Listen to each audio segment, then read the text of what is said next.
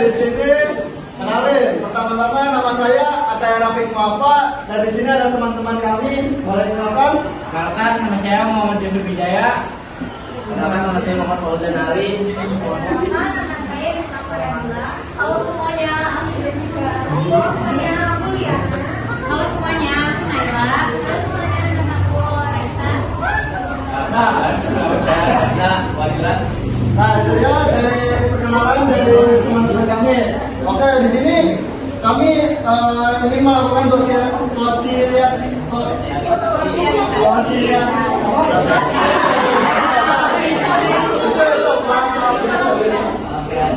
manajemen waktu. Ya, dan di sini kita bakal ya ada perusahaan juga lah, ada gamesnya, ada activity-nya. Nah, langsung aja nih. Kita pertama nih kita akan melakukan SBTing dulu. Biar apa sih? Biar kalian pada kagak ngantuk, udah siang, panas, gerah, habis makan MBG, jadinya ngantuk. Nah, langsung aja nih SBTing yang akan dipandu oleh kawan kami, Nadista dan Kanaisyah. Oke, langsung aja Kak.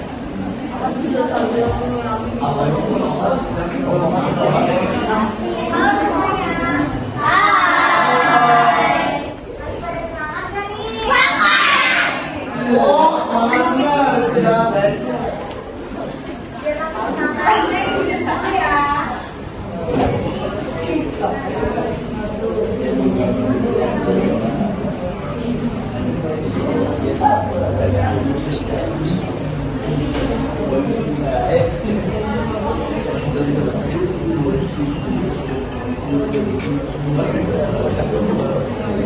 Nah, gimana sih SBTnya nih? Kalian lihat dulu ya, teman-teman.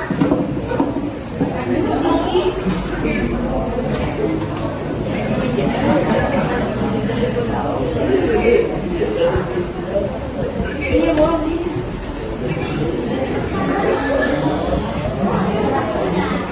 Jadi, gimana SBTnya nih?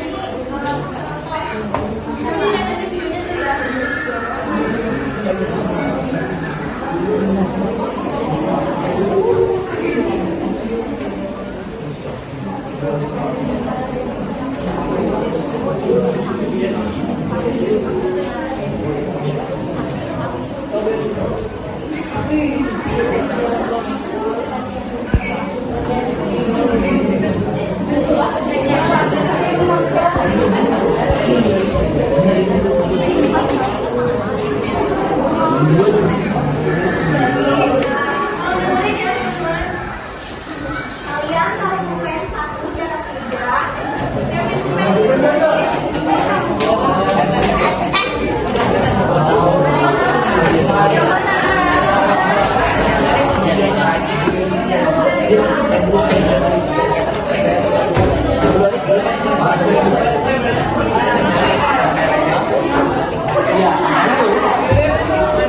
Rebutan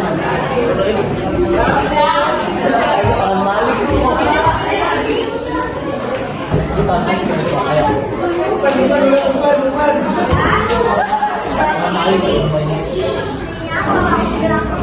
pegang perut, sakit, pegang perut, kalau kita langsung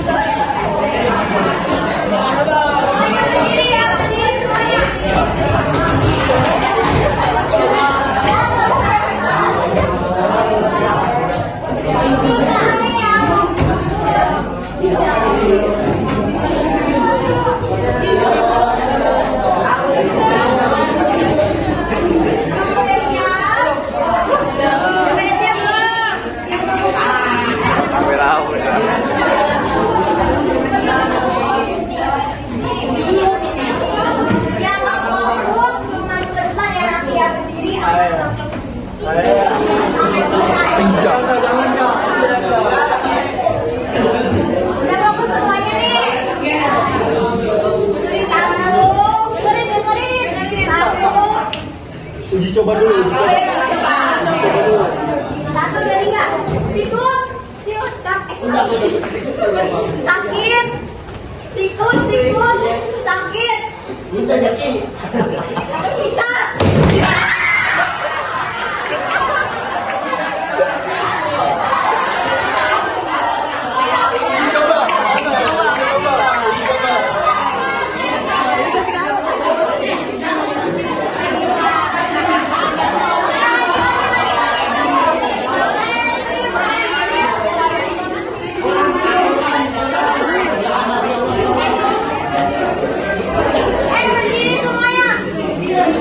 Are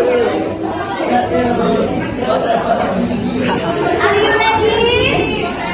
Nah, ini masih dicoba apa udah langsung kak? Udah langsung. Oke, langsung. Yang salah maju ke depan ya. Nyanyi. Iya nyanyi. Ayo 1, 2, 3. Sikut, sakit, sikut, sikat.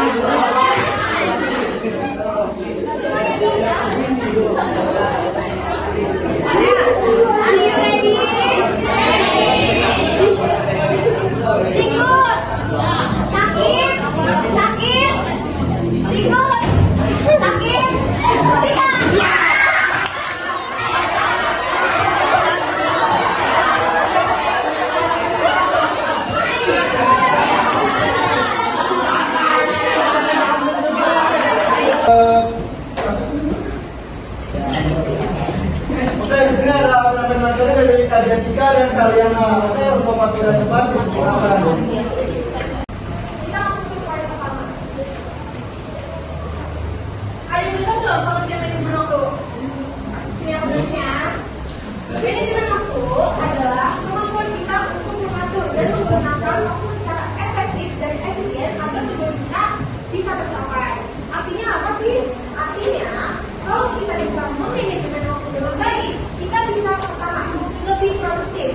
Yang kedua, kita dapat mengurangi stres. Dan yang ketiga, menyelesaikan tugas tepat waktu.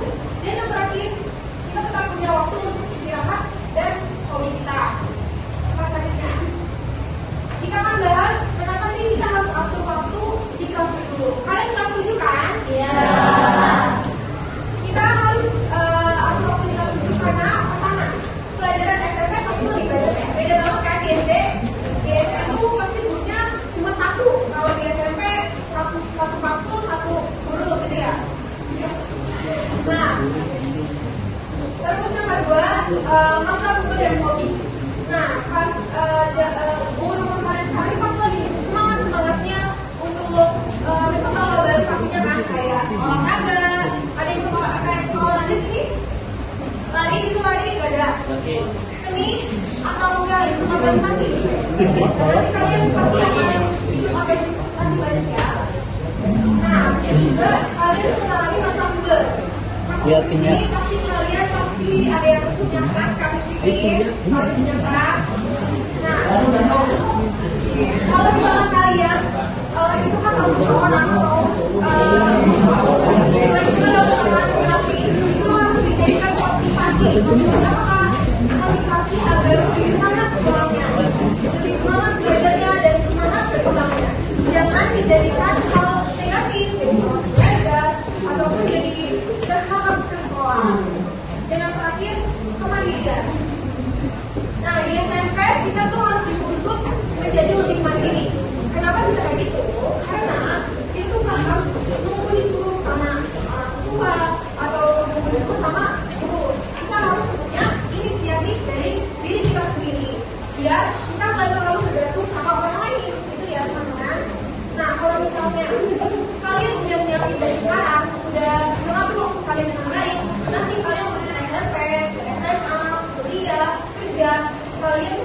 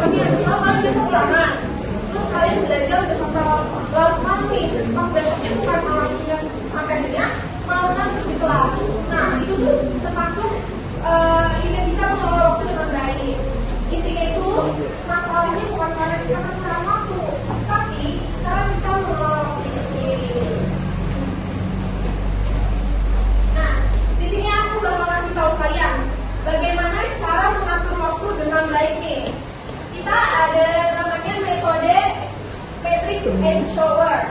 Apa sih Kak metode matrix and shower itu? Nah ya, jadi matrix and shower itu adalah cara membantu kita untuk menemukan prioritas kita.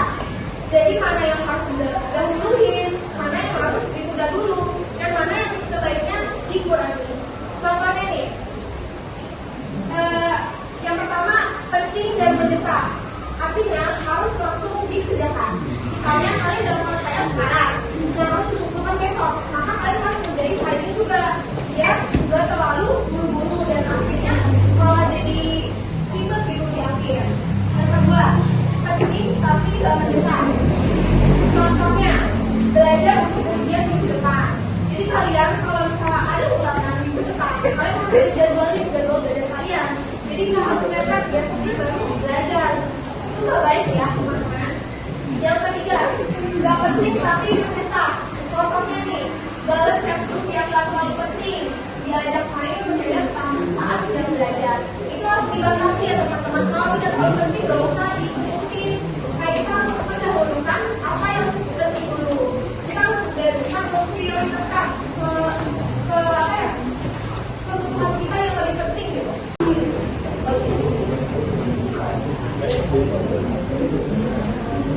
Dan di sini juga ada hobi bukan untuk belajar. Artinya hobi itu penting buat diri dan juga kesehatan mental kita.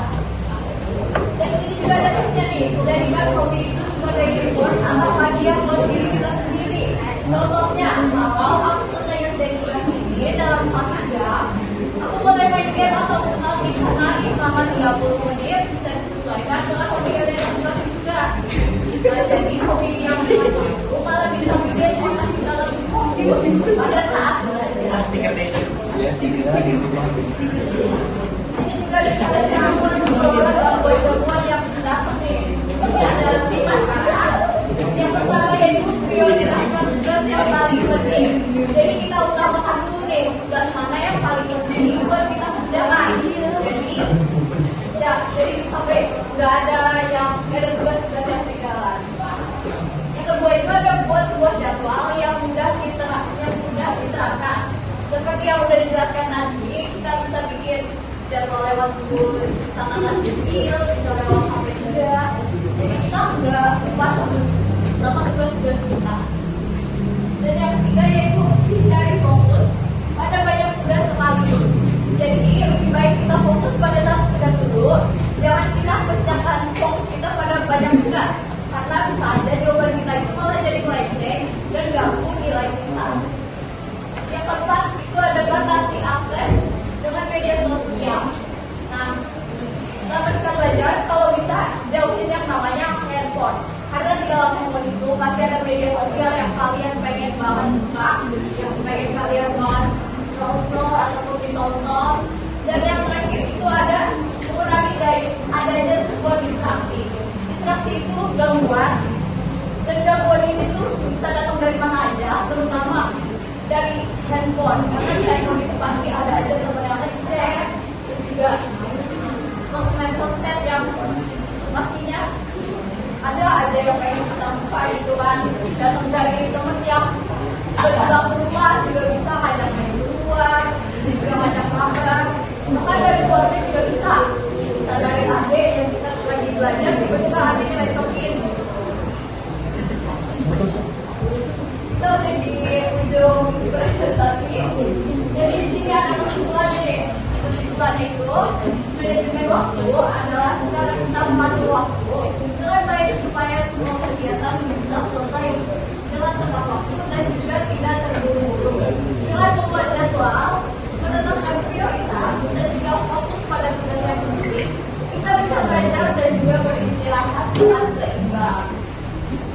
Oke, terima kasih teman-teman udah dengerin kita berbagi kata ya. Oke, terima kasih untuk pelajaran singkat dan kalian.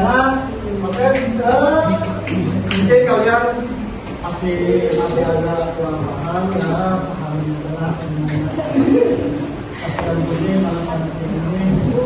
Nah, untuk materinya nih, kalau biar makin nempel lah, kita ada games lagi lah, dikit. Apa sih itu gamenya? Dapat hadiah, sama dapat